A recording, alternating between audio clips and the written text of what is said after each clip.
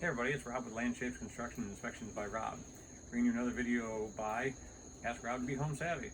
Hey, we're down here in Georgia at my daughter's house, and she had a little problem with her patio door. It just wouldn't quite close on its own. So we did some minor adjustments. Let's walk you through what we did. Okay, so adjusting the door, everybody asked, this is kind of confusing. Simply enough to say, there's actually a door lock here at the very top. You adjust your lock so that it holds the door open. You can then remove the spring for your closing cylinder. On your closing cylinder, you actually have a valve. Everybody wonders what this is for.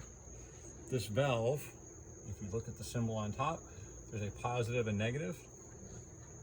This is the amount of speed that it takes to actually close the door when it gets down to about a 6-inch finish of close.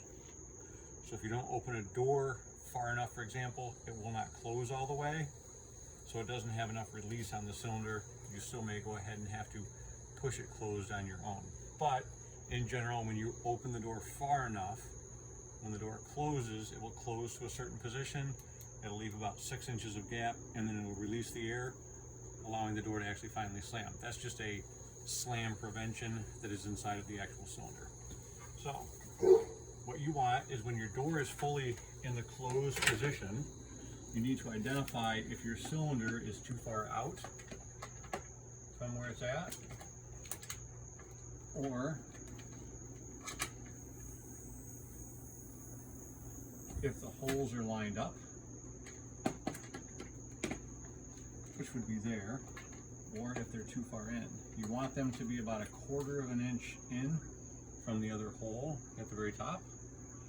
There are 2 screws in this adjustment part for the door that you need to adjust them in the different slots. So you may actually have to remove the screw completely from the door frame to make sure that they're in the right position, so that you have a full hole difference between where the actual spring and the pin will actually drop in from the top to go into the 2 holes. So now we have to extend our spring, insert our lock so that it stays open far enough. Once we have it adjusted,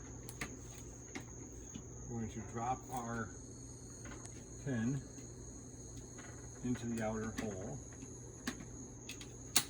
and then we can verify that our adjustment is correct. So you may have to do this a couple times. It may not be just a one and done type thing. Turn our lock off, and voila, the door closes all the way. Now we've added a little bit of lubricant.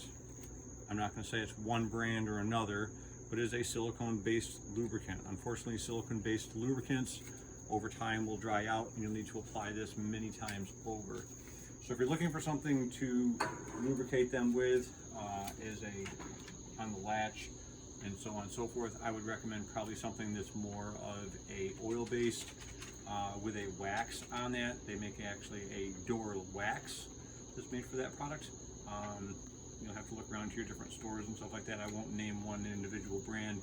We have several that we use, but they work very well. The problem is with silicone base, they will actually dry out across time. Anyways, so the next time you have a door that's out of adjustment, a little bit of love and care will make it close just right. Thanks guys for watching. Have a good night.